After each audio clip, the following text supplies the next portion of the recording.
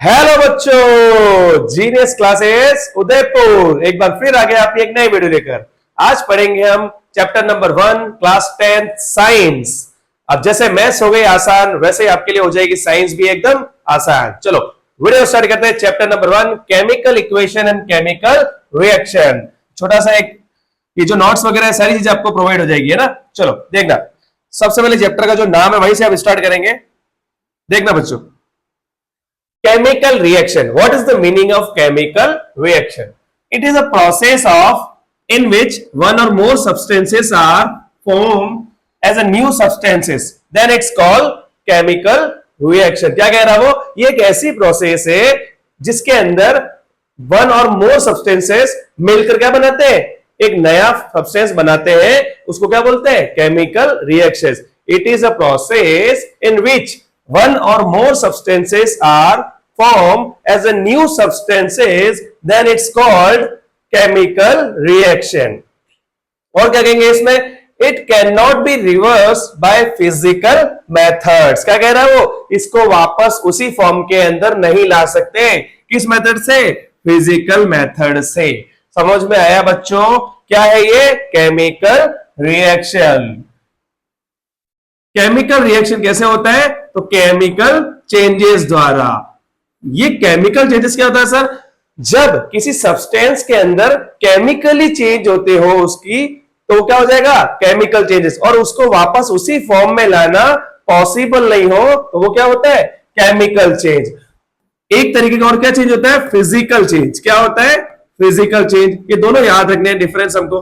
Physical change का मतलब क्या होता है, it is a change in a substance when any substance change into new substance and it is reversed by, वापस back हो जाए अगर वापस उसी सब्सटेंस में, तो क्या कहलाएगा, फिजिकल चेंज। जब भी कोई सब्सटेंस से नया सब्सटेंस बने और उससे वापस उसको पुराना बना सके तो उसको क्या बोलते हैं, फिजिकल चेंज। केमिकल चेंज के अंदर उसको वापस नहीं बनाया जा सकता, वापस उसको रिवर्स नहीं कर सकते, लेकिन फिजिकल चेंज के अंदर उसको वापस चेंज रिवर्स कर सकते हैं। ठीक है बच्चों, चलो डेफिनेशन याद होगी केमिकल रिएक्शन की। आगे देखना कि केमिकल रिएक्शन के अंदर क्या क्या चीजें इन्वॉल्व होगी, कि कैसे हम इसको आइडेंटिफाई कर पाएंगे कि केमिकल इक्वेशन या केमिकल रिएक्शन है। तो पहला कि जब उसकी चेंज इन स्टेट होगा, क्या होगा, उसकी स्टेट में फॉर्म में चेंजेस होगा।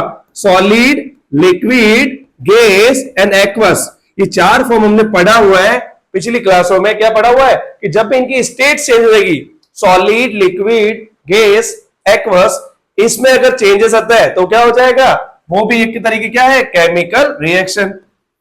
दूसरा, अगर किसी भी सब्सटेंस के कलर में चेंज हो तो भी क्या है वो, chemical reaction. Third, change in temperature, जब भी किसी सब्सटेंस में रिएक्शन होने पर कोई टेम्परेचर में चेंजेस हो तो वो भी क्या है, एक तरीके का केमिकल रिएक्शन। और लास्ट, इवोल्यूशन ऑफ गैस, जब भी किसी गैस को आइडेंटिफाई करना हो, निकले वो, तो वो क्या हो जाएगा, वो केमिकल रिएक्शन। ये चार इंपॉर्टेंट पॉइंट्स है जिससे हम ये आइडेंटिफाई कर सकते हैं कि ये केमिकल रिएक्शन है या नहीं। ठीक है, समझ में आया।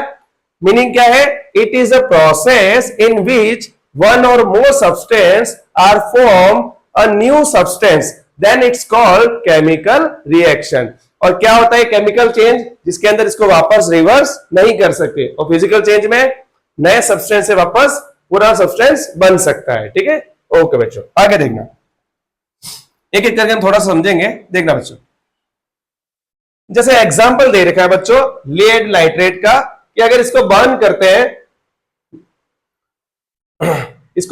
अगर इसको जलाते हैं तो इसके अंदर क्या होता है, अलग अलग सब्सटेंसेस निकलते हैं जिनका क्या हो जाता है, कलर वगैरह क्या हो जाता है, चेंज हो जाता है। ठीक है बच्चों, देखना इस तरीके से टेम्परेचर के रीजन के कारण हमें कलर वगैरह चेंज हो जाता है। लेड नाइट्रेट कभी किसी सब्सटेंस के अंदर किसी और सब्सटेंस को मिलाया जाए तब भी क्या हो सकता है, उसका कलर वगैरह चेंज हो सकता है। ठीक है, देखना और क्या चीज दी हुई है, HCl और Zn मेटल का दे रखा है, इसके अंदर उसकी स्टेट वगैरह चेंज हो जाती है HCl और Zn के अंदर। ठीक है, सारी चीजें हम डिटेल में थोड़ा पढ़ेंगे आगे की तरफ। एक बार जनरली हम पढ़ रहे हैं कि कैसे किस वजह से ये क्या क्या है, केमिकल रिएक्शन है। ठीक है, और NaCl AgNO3, ठीक है, ये आपस में एक दूसरे के साथ एक्सचेंज हो जाएंगे, जो अपन आगे पढ़ेंगे डबल डिस्प्लेसमेंट के अंदर, ठीक है। चलो देखना आगे, अभी हम पढ़ रहे हैं आगे, ठीक है। देखना बेटा, अगला टॉपिक पढ़ रहे हैं हम कि chemical reactions happen in our daily life, कि कहां कहां केमिकल रिएक्शंस हमारे डेली लाइफ में होती है। तो पहला, डाइजेशन ऑफ फूड, हमारा जो फूड के डाइजेशन होता है उसके अंदर भी क्या होता है, केमिकल रिएक्शन। रेस्पिरेशन, हम जो सांस वगैरह लेते हैं वो भी क्या है, chemical reaction. Rusting of iron, formation of curd, दही का बनना भी क्या है, एक तरीके का chemical reaction. Burning of wood, burning of fuel, ये सारी चीजें क्या है, एक तरीके की केमिकल रिएक्शन से। इन सभी की सारी चीजें हम डिटेल में पढ़ेंगे और आगे। अभी हमने ये पढ़ लिया कि क्या है हमारे डेली लाइफ की केमिकल रिएक्शन है, ठीक है। चलो आगे देख रहे हैं बेटा, आगे इस चीज में समझेंगे कि ये जो केमिकल रिएक्शंस होती है वो क्या होती है। तो केमिकल रिएक्शन क्या क्या होता है, इसको केमिकल इक्वेशन के फॉर्मेट में लिखते हैं। इक्वेशन मतलब किसी भी सब्सटेंस को सिंबल के रूप में रिप्रेजेंट करना क्या कहलाता है, केमिकल इक्वेशन, ठीक है।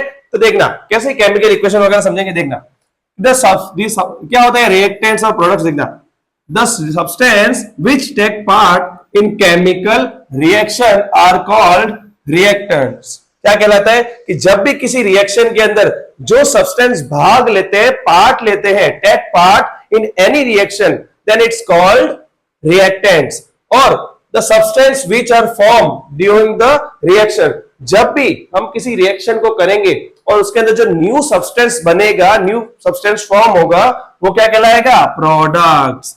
एक जस्ट एग्जांपल लेता हूं, जैसे C+O2 क्या हो रहा है, CO2। C मतलब कार्बन, O2 मतलब ऑक्सीजन और CO2, कि जब कार्बन और ऑक्सीजन के साथ रिएक्शन करता है तो क्या बनाता है, कार्बन डाइऑक्साइड, ठीक है। ये होता है बर्निंग ऑफ कॉल, कि जब भी बर्निंग ऑफ कॉल का फॉर्मूला पूछा तो इस तरीके से लिखना है। इसमें क्या हो गया कि C और O2 क्या कहलाएंगे, रिएक्टेंट्स कहलाएंगे। ये दोनों क्या कहलाएंगे, रिएक्टेंट्स। ये दोनों मिलकर क्या बना रहे हैं, CO2। इसको क्या बोलेंगे, प्रोडक्ट। क्या बोलेंगे, प्रोडक्ट। क्यों, क्योंकि C और O2 क्या कर रहे हैं, रिएक्शन के अंदर पार्ट ले रहे हैं, भाग ले रहे हैं, और जो न्यू फॉर्म बन रहा है सब्सटेंस का वो क्या है, CO2, वो क्या कहलाएगा, प्रोडक्ट। ओके चलो बेटा आगे देखना, एग्जांपल देखना है। ये टेक्स्ट बुक के अंदर भी क्वेश्चन है, देखना कि when magnesium burns in air then it gives magnesium oxide. क्या कह रहे हैं कि मैग्नीशियम जब भी एयर के अंदर उसको बर्न करे, जलाया जाए, तो क्या बनाएगा, मैग्नीशियम ऑक्साइड बनाएगा, क्योंकि वो ऑक्सीजन के साथ रिएक्शन करेगा। कैसे, देखो कि मैग्नीशियम मतलब Mg, ऑक्सीजन मतलब O2, ये दोनों मिलकर क्या बनाएंगे, मैग्नीशियम ऑक्साइड। तो क्या बनेगा, MgO2। समझ में आया बच्चों, समझ में आया। इसके अंदर रिएक्टेंट्स क्या है, ये दो चीजें भाग ले रही है, पार्ट ले रही है, तो ये क्या हो जाएंगे, रिएक्टेंट्स। और इसके अंदर क्या बना हमारा, मैग्नीशियम ऑक्साइड बना, तो वो क्या हो जाएगा, प्रोडक्ट हो जाएगा। समझ में आया बच्चों कि रिएक्टेंट्स क्या होता है और प्रोडक्ट क्या होता है। चलो एकदम हम बेसिक से पढ़ रहे थे कि सारी चीजें आपको समझ में आए, ठीक है। देखना आगे पढ़ेंगे हम केमिकल इक्वेशन। ये चीज मैंने अभी समझाई है, पर एक बार आप सुन लेना। केमिकल इक्वेशन मतलब किसी भी रिएक्शन को सिंबल के रूप में रिप्रेजेंट करना क्या होगा, equation. A chemical reaction can be represented by chemical equation and it involves use of symbols of substance. कि सब्सटेंस के जो सिंबल्स होते हैं, जैसे मैग्नीशियम का Mg, जिंक का Zn, ये जो सिंबल्स होते हैं उसको रिप्रेजेंट करना of reactants and products, it's mention of their physical states. क्या कह रहा हो, if chemical reaction it is a representation of chemical reaction and it is a involves use of symbols of substances in the chemical reaction। कि जब भी substance के symbol को use में लाया जाए, उसको इक्वेशन के फॉर्म में लिखे, तो उसको क्या कहते हैं, केमिकल इक्वेशंस। ठीक है बच्चों, देखना कि when magnesium ribbons burn in oxygen, अभी बताया था कि जब भी मैग्नीशियम को बर्न करे एयर में तो ऑक्सीजन के साथ रिएक्शन करता है और क्या बनाता है, मैग्नीशियम ऑक्साइड। ये मैंने बता दिया कि MgO2 क्या बनाता है, MgO मतलब मैग्नीशियम ऑक्साइड। सर ये एस जी और एस क्या है, तो ये भी अपन ने पढ़ा हुआ पिछली क्लासों में, लास्ट 9 क्लासों में। हाँ वो बात अलग है, तुमने 9th में कुछ नहीं पढ़ा है। देखना तो क्या क्या होता है, solid, liquid, gas and aqueous. क्या होता है, एस मतलब सॉलिड, एल मतलब लिक्विड, जी मतलब गैस और एक्यू मतलब क्या होता है, एक्वस। ये 4 फॉर्म हमने लास्ट क्लास में पढ़ी हुई है। तो जैसे मैग्नीशियम क्या है, सॉलिड है, ऑक्सीजन क्या है, एक तरीके की गैस है, और ये दोनों मिलके क्या बना रहे हैं, सॉलिड बना रहे हैं, मैग्नीशियम ऑक्साइड। तो हमको ये पीछे लिखना है सिंबल्स के पीछे कि क्या है आखिर, ठीक है, समझ में आया ये क्या है, एक तरीके की केमिकल इक्वेशन। चलो सर ये एक्वस वाला क्या होता है, सॉलिड, लिक्विड, गैस तो पता है, तो वो भी देख लो बेटा। एक्वस सॉल्यूशन क्या होता है कि it is a solution in which water is solvent. ये एक तरह का ऐसा सॉल्यूशन है जिसमें वाटर क्या हो जाता है, सॉल्वेंट हो जाता है, आराम से घुल जाता है। ठीक है, चलो आराम से समझ में आ गया इक्वेशन। चलो आगे देखते हैं बच्चों। चलो अब क्या होता है कि जो केमिकल इक्वेशन जो होती है ना, उस वो दोनों तरफ से बैलेंस होती है, मतलब एलएचएस और आरएचएस दोनों साइड से वो क्या होती है, बैलेंस होती है। तो ये बैलेंस क्यों होती होगी, तो इसका भी रीजन है। तो देखना कि what is the need of balancing a chemical equation, कि किसी भी केमिकल इक्वेशन को बैलेंस करने का क्या रीजन है। तो देखना क्या रीजन है, तो हमको 1 नंबर के अंदर एमसीक्यू आ सकता है। क्या रीजन है, the law of conservation of mass के रीजन के कारण। Law of conservation of mass के रीजन से क्या होता है कि हमको इसको क्या करना पड़ता है, बैलेंस करना होता है, कि जितना रिएक्टेंट्स में होगा उतना ही क्या होगा प्रोडक्ट के अंदर। ठीक है, देखना चलो क्या कह रहा है ये सर की, ये होता क्या है ये भी देख लेते हैं कि कौन सा लॉ है ये। देखना, it states that matter can neither be created or nor be destroyed during chemical reaction. Sir क्या कह रहा है, कुछ समझ में नहीं आया, मैं बता देता हूं बच्चों।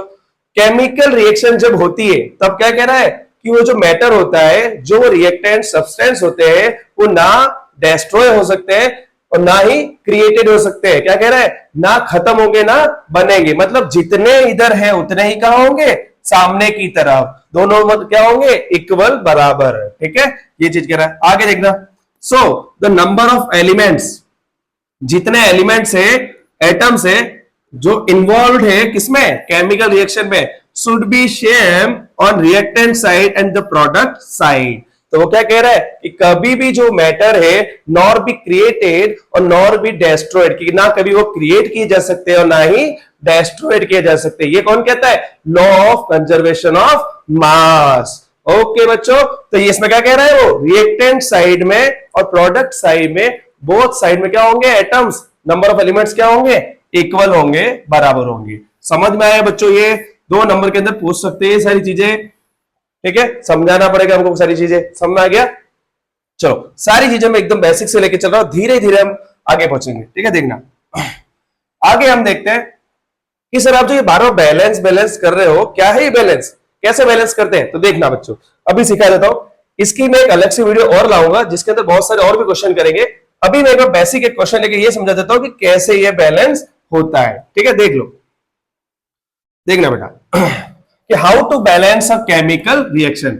जैसे ये एक एग्जांपल दे रखा है क्या, कि Fe प्लस H2O मिलकर क्या बना रहा है, Fe2O3 प्लस H2।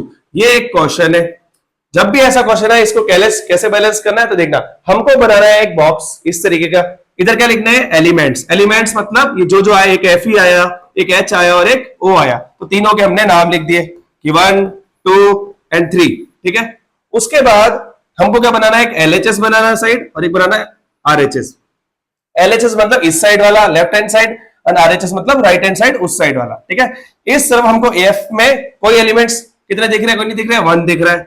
इधर H कितना है, 2 है, O कितना है, 3, O कितना है, 1 है। ठीक है, 1 2 1 लिख दिया।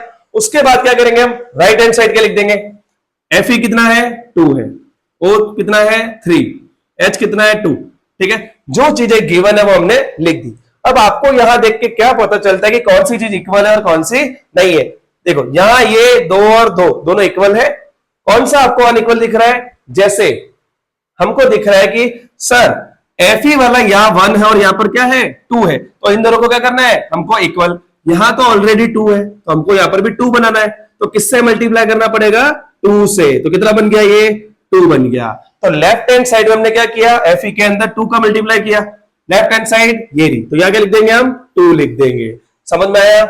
यहां 2 हो गया और यहां पर भी 2 हो गया। सर ये दोनों तो मैच हो गए, H हाइड्रोजन भी मैच है, बचा कौन, O ऑक्सीजन। इधर क्या है 3, इधर क्या होगा 3, कितना से मल्टीप्लाई करेंगे, 3 से।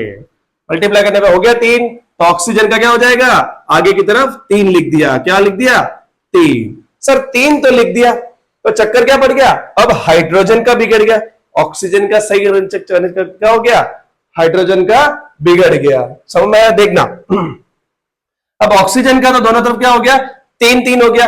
अब हाइड्रोजन के कितने हो गए सर, देखो हाइड्रोजन क्या हो गए, 3 और 2 5, 5 नहीं कितना हो गया, 3 2 6 हो गए, कितने हो गए 6, और कहां पर हो गए, H की तरफ, तो यहां सर हो गए 6 हो गए। तो हमको सामने की तरफ भी क्या चाहिए, 6 चाहिए, 6 चाहिए ना, तो क्या करेंगे हम, बताओ क्या करेंगे बच्चों, बताओ क्या करेंगे। हाइड्रोजन हमको सामने की तरफ कितने चाहिए, 6 चाहिए, तो हम किससे मल्टीप्लाई कर देंगे, 3 से मल्टीप्लाई कर देंगे, तो ये कितना बन जाएगा 6। हाइड्रोजन का कितना आ जाएगा, ये 3 आ जाएगा, और ये 3 और 2 कितने हो जाएंगे, ये कितने हो जाएंगे 6। समझ में आया बच्चों, समझ में आया? देख लो, सबसे पहले Fe को इक्वल किया, फिर हमने O को इक्वल किया, लेकिन O को इक्वल करने के चक्कर में H बिगड़ गया, तो H अगर 6 है तो सामने राइट हैंड साइड में कितने करेंगे हम, 6 करेंगे। समझ में आया? आराम से देख लो बच्चों, ठीक है। चलो इस तरीके से बैलेंस करना है, ठीक है। अब हमारी बुक में क्या है, उसको स्टेप बाय स्टेप लिखा है, हमने जो अभी एक एक स्टेप करी उसको स्टेप 1 स्टेप 2 स्टेप 3 एक एक करके करना है, ठीक है। जैसे ही करा ना एक एक करके, उसको 1 बाय 1 लिखना है, ताकि 4 नंबर हमको पूरे मिले, ठीक है। आगे देखना बेटा, अगला पढ़ते हैं हम टाइप्स ऑफ केमिकल रिएक्शन। सबसे मोस्ट इंपॉर्टेंट क्वेश्चंस इसी में से बनते हैं और सब इसी में से आएगा। क्या टाइप्स ऑफ केमिकल रिएक्शन कितनी है, 6। कौन कौन सी, combination reactions, decomposition, displacement, double displacement, precipitation and redox reactions. इस तरीके के 6 रिएक्शन हमारे सिलेबस के अंदर है, 6 की 6 हमको बार बार एग्जाम में पूछी जाती है, 3 से 4 नंबर के अंदर। इसमें हमको डेफिनेशन पढ़नी है और इनके एग्जांपल्स रिएक्शंस हमको याद करनी है। चलो एक एक करके 1 बाय 1 हम स्टार्ट करते हैं। सबसे पहले क्या पढ़ेंगे हम, कॉम्बिनेशन रिएक्शंस, ठीक है। आराम से हमको साथ में याद करते रहना है, ठीक है। देखना बेटा, सबसे पहले कौन पढ़ेंगे हम, कॉम्बिनेशन रिएक्शन। नाम से ही हमको पता चल रहा है क्या हो रहा है इसमें, कॉम्बिनेशन। कॉम्बिनेशन मतलब कॉम्बो, 2 मिलके एक बन रहा है, क्या बन रहा है, कॉम्बो बना रहे हैं, कॉम्बाइनेशन कॉम्बिनेशन, ठीक है।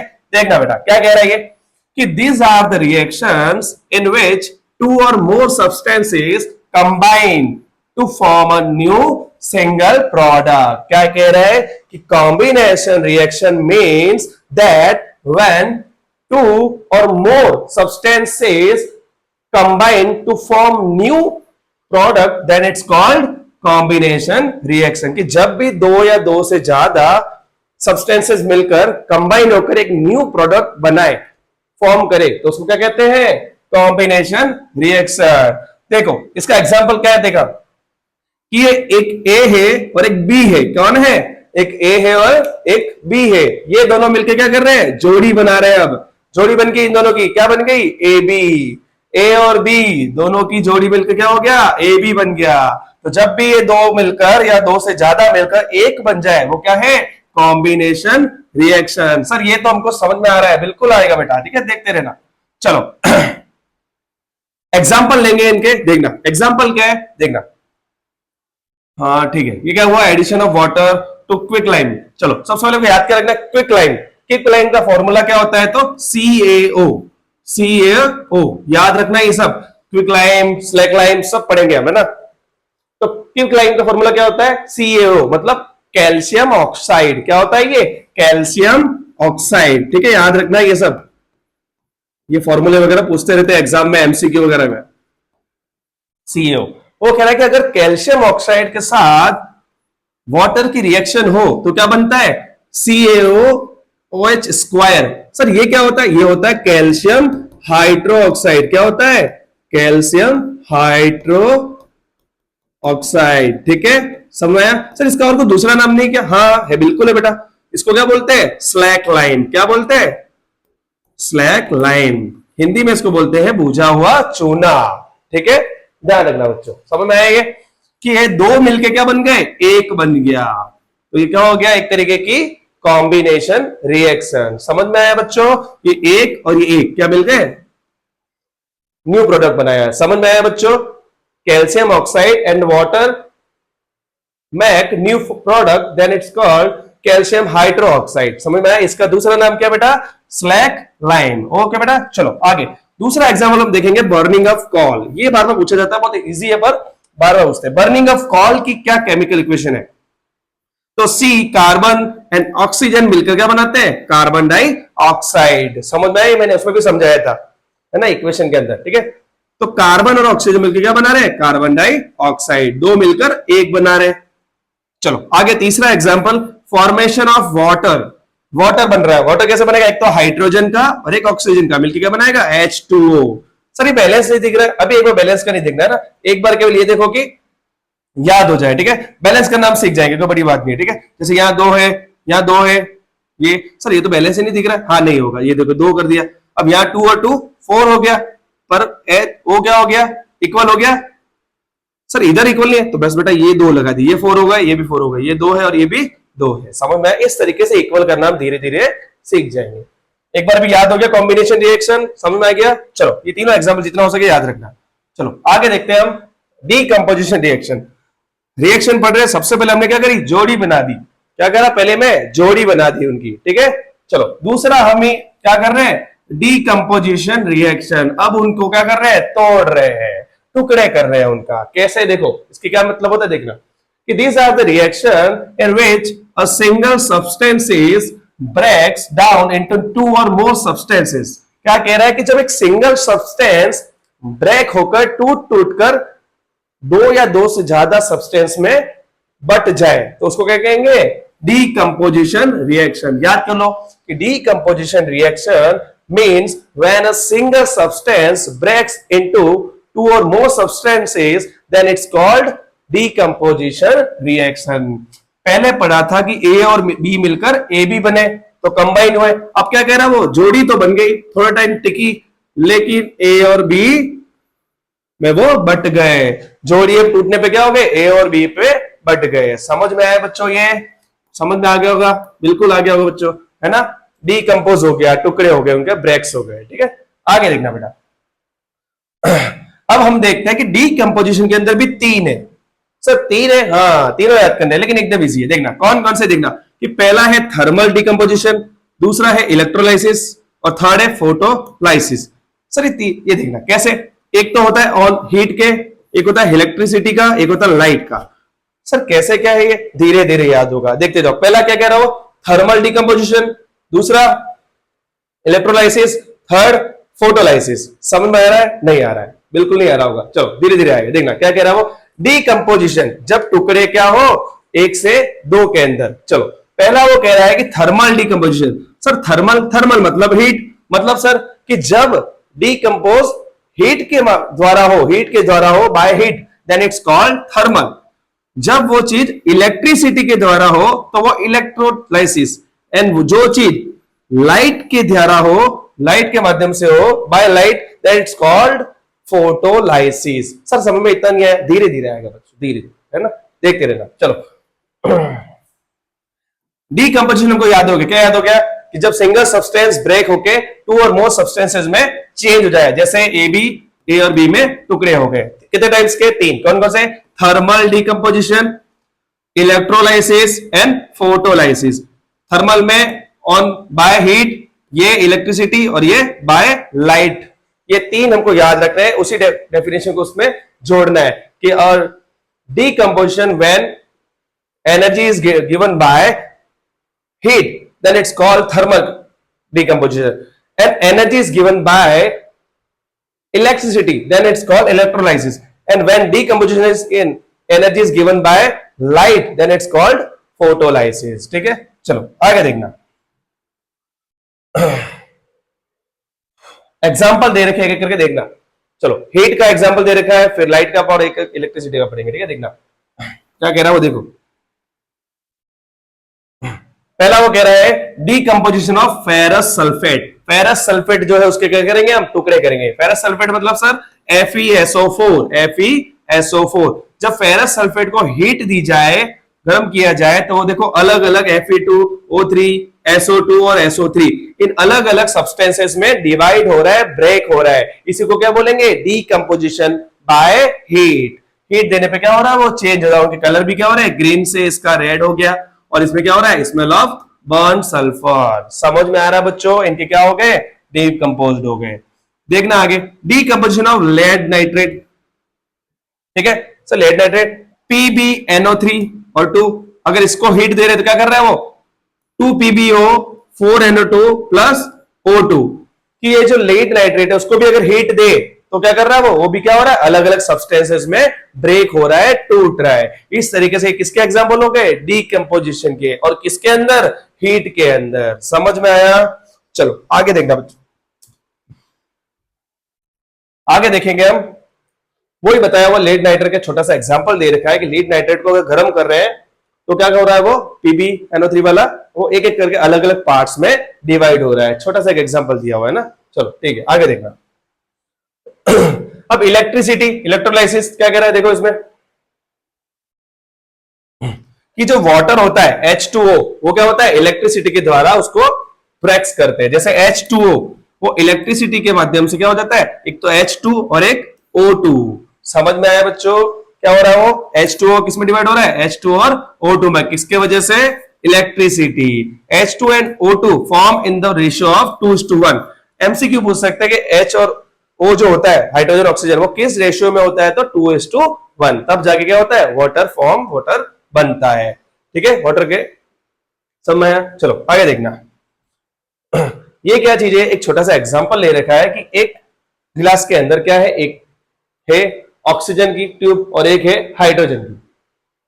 ये जो ऑक्सीजन की ट्यूब है वो क्या कर रही है, कैथोड के माध्यम से क्या हो रही है, अगले में जा रही है और अपने एलिमेंट्स को अगले को दे रही है, किसको, हाइड्रोजन को। तो ये क्या हो रहा है, इधर इलेक्ट्रॉन से जाके कहां जा रही है, हाइड्रोजन के पास। वाटर की एनर्जी लेकर क्या कर रहा है, अगले के अंदर ट्रांसफर हो रहा है, कैथोड से कहा जा रहा है, ये एनोड के अंदर। ठीक है, छोटा सा एग्जांपल है, वही चीज बताई हुई है कैसे वो वाटर फॉर्म हो रहा है, वाटर के टुकड़े हो रहे हैं। ठीक है, आगे देखना बच्चों। अगला है इसी के अंदर क्या था, तीसरा लास्ट, लाइट वाला फोटोलाइसिस। क्या हो रहा था इसमें किसकी जरूरत थी, सनलाइट की। देख लो इसके अंदर सनलाइट।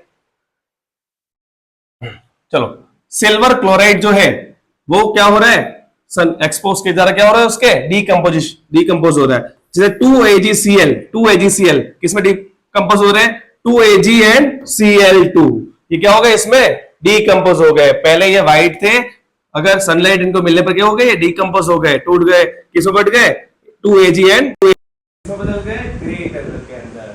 समझ में आया बच्चों, ये जनरल एग्जांपल है डीकंपोजिशन के। आगे देखना इसका और क्या है, फोटोसिंथेसिस क्या है, ये कि 6O2 क्या हो रहा है, 6O2 प्लस 6H2O, ये दोनों क्या बना रहे हैं, फिर 6H12 and O6 plus 6O2। ये सब अपन ने पढ़ा हुआ, ग्लूकोज जो पढ़ता था 9th क्लास में, बना वही चीज है ना। सनलाइट के माध्यम से क्या हो रहा है, प्लांट्स बना रहे, डीकंपोज होकर क्या बना रहे, नया वो अलग अलग टुकड़ों में फॉर्म हो रहा है। ठीक है बच्चों, ये धीरे धीरे रिएक्शंस याद हो जाएगी तुमको। ठीक है, आगे देखना बेटा, उसी के जनरल एग्जांपल दिया हुआ कि धूप पड़ रही है, सिल्वर क्लोराइड और अलग अलग वो डीकंपोज हो रहा है टुकड़े।